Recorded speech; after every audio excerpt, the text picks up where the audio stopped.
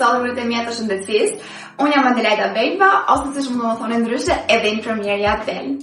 Si kanë qenë këto ditë për ju? Kanë qenë ditë të qeta, të vështira, të lodhshme, me strese, kanë qenë ditë të lumtura. Jam shumë kurioze të di se si keni kaluar këtë ditë, sepse unë mendoj që jemi krijuar një komunitet i vogël me studentë dhe infermierë të licencuar, të cilët janë këtu gjithmonë për njëri tjetrin. Siç e keni kuptuar nga titulli, ne sot do të kemi një podcast, një tematik tjetër që unë besoj që nuk ka infermier që të mos e ketë kaluar së paku një herë nën shpatullat e veta, një herë nën petkun e bluzës së bardhë. Merrni çajin tuaj, unë të marr timin dhe ne do të nisim me një herë. A keni ndalur ndonjëherë dhe të mendoni se si ndihet infermieri që është duke ju shërbyer, infermieri që ju shërbeu dihet tunin e natës, infermieri që ju shërbej ditën e nesërme, apo dhe ai që ju ka shërbyer para 5 viteve? A e keni menduar ndonjëherë?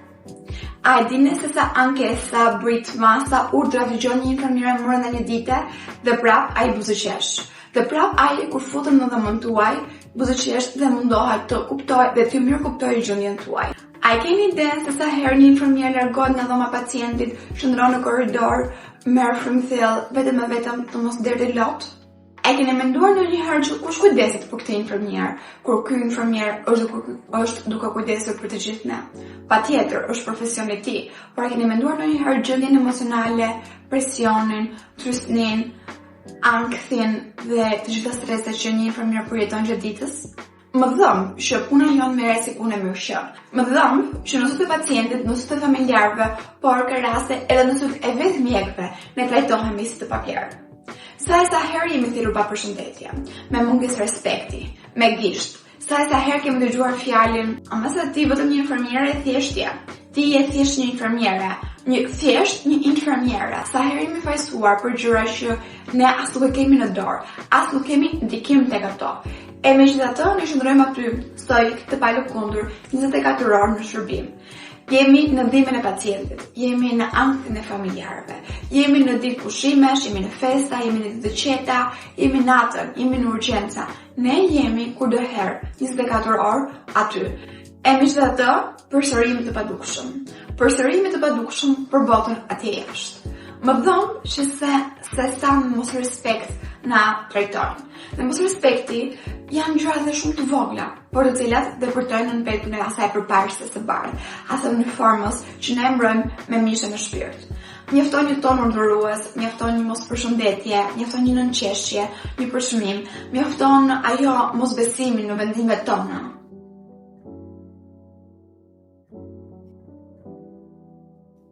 Dhe jo, mos e justifikoni. Fyerja nuk është pjesë e profesionit, as profesion nuk e toleron fyerjen, por nga vjen gjithë kjo, nga vjen gjithë ky mentalitet, nga mungesa e edukimit shëndetësor, nga mediat të cilat flasin vetëm për mjekun dhe harrojnë infermierën, harrojnë të gjithë ekipin mbështetës të mjekut. Vjen nga ideja që infermiera nuk shikohet si një profesionist i pavarur, por shikohet si ndihmës mjeku, vetëm si grahu i tij, vetëm si sytë e tij. Në një sistem i cili nuk na mbron, të gjitha këto unë mendoj që luajnë një rol kyç. Luajnë një, domethënë si copa za puzzle-i, përmbledhen së bashku dhe formojnë atë ndjesinë që neve jemi duke folur sot. Por gjithashtu mendoj se vjen edhe nga fakti që infermierët heshtin.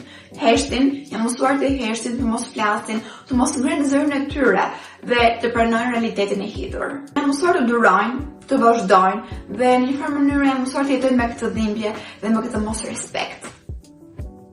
Vetëm sepse profesioni kushtu është. Por, si çdo gjë në këtë jetë, edhe kjo ka një kosto. Ka një kosto emocionale. Pasi infermieri duke duruar për vite më radh, ndoshta mund të jenë muaj, ndoshta mund të jenë vite, por duke patur këtë durim, ai shkon në një, le të themi, në një burn-out. Çon në lodhje emocionale, në lodhje mendore. Ka infermierë të cilët e braktisin këtë profesion vetëm nga kjo gjë, apo ka infermierë të cilët lodhen në sistemin ynë dhe detyrohen të emigrojnë. E pastaj pyesin veten se përse po largohen këta infermierë, përse po largohen, çfarë shohin ndryshe aty jashtë që nuk e gjejnë dot në vendin tonë. Sado një emancipim ndryshe, unë mendoj që pak a shumë të gjithë infermierët kudo në botë notojnë në të njëjtat ujë. Dhe për personat të cilët largohen përfundimisht nga ky profesion, nuk mjafton, jam shumë dakord, sepse nuk mjafton vetëm të duash profesionin. Duhet edhe të kesh atë respektin reciprok, njësoj se jep, ti do të edhe të marrësh. A keni pyetur ndonjëherë veten se çfarë shihet pas perdeve, çfarë nuk shihet? Nuk shihet përgjegjësia klinike që kemi çdo ditë.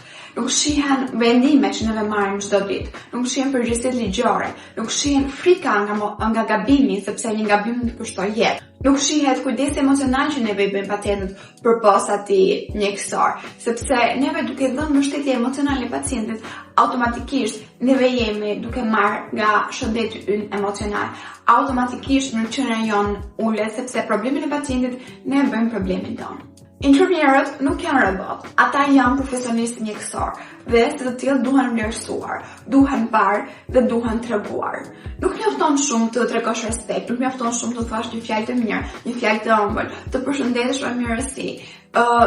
Të dish që secili dhe të dish që edhe mjeku ka vendin e vet, por dhe infermieri ka vendin e vet në gjithë këtë sistem shëndetësor. Nuk kushton shumë të kesh tonin njerëzor, të thuash një faleminderit në fund. Ne na kanë mësuar të jemi të fortë, të tregojmë të duruar, të tregojmë të heshtur, sepse kushtu është profesioni. Por unë dua që këtë pyetje ta drejtoj ndryshe. Përse respekti duhet të shikohet si luks dhe jo si një drejtë themelore njerëzore tek ne, tek profesioni ynë. Dhimbje emocionale që mund të na shkaktojë një pacient, një familjar, njerëz të rreth rrotull, mjeku, përse duhet normalizuar dhe duhet trajtuar si diçka normale. Një bërtitur e një familjari, një ankesë e pacientit, një të bërtitur e mjeku, një urdhër nga mjeku, një urdhër nga ata, vetëm të dëgjosh fjalën, hase profesioni I lehtë është, hase mos u anko koti. A e dini që këto fjalë lënë gjurmë të tilla tek ne? A e keni menduar ndonjëherë? A e keni menduar ndonjëherë se si ndihemi teksa I dëgjojmë këto? Nëse do ishte kaq I lehtë, do bëhej nga të gjithë. Fjalët mbeten, fjalët mbarten edhe në shtëpi pas fundimit të turnit. Sa infermier janë vërë të ftohtë, të mbyllur, të heshtur, vetëm nga këto situata. Dhe për sëritin tjetër bishet uniforma, buzëqeshari kthehet në fytyrë, empatia vizohet, sikur të mos ndodhur asgjë. A nuk është kjo forcë? A nuk duhet drejtuar ky infermier me respekt dhe me dignitet? A nuk duhet parë si një profesionist I pavarur dhe të kemi besim tek mendimet e tij?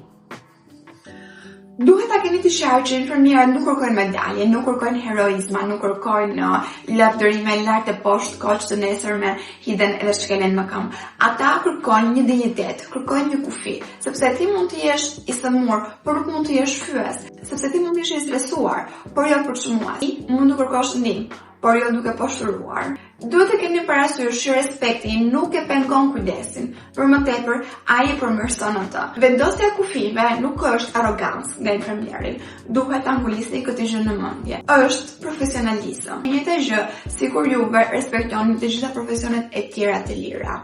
Do të gjë duhet ta bëni edhe me infermierin dhe të merrni ato të mirëshëm. Të flasësh për mos respektin nuk është domosdoshmërisht ankesë.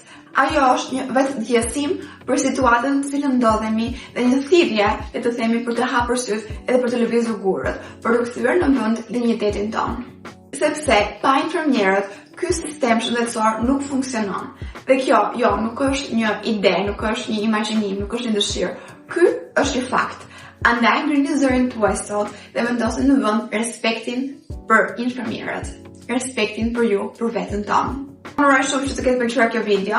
Është tematik paksa e rëndë dhe le të themi jo të gjithë mund ta përballojnë si gjë, por mendoj se duhej folur, duhej diskutuar, duhej ngritur zëri dhe duhet që ndjenjave tona t'i japim zë. Mos harroni të bëni like, mos harroni të bëni subscribe, mos harroni të bëni një koment për të më thënë edhe mendimin tuaj rreth kësaj situate dhe ne do shihemi në videon e radhës. Pacim!